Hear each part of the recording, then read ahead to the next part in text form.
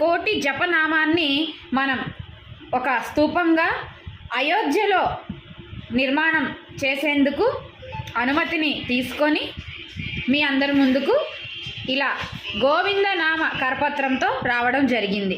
మీరు చేయవలసిందల్లా మన గోవింద సభ్య కోటి నుంచి ఈ కరపత్రాన్ని ఎక్కడైనా సరే మీరు ఏ ఊర్లో ఉన్నా ఇది మీకు అందుతుంది. ఈ కరపత్రం అందుకొని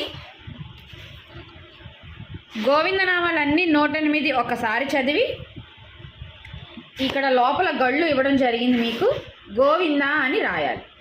అలాగే మళ్ళీ చదవాలి, గోవింద అని రాయాలి. మీరు ఒక లైన్ కంప్లీట్ చేయగానే మీకు గోవిందనామాలు మొత్తం కూడా కంఠస్థ అయిపోతాయి.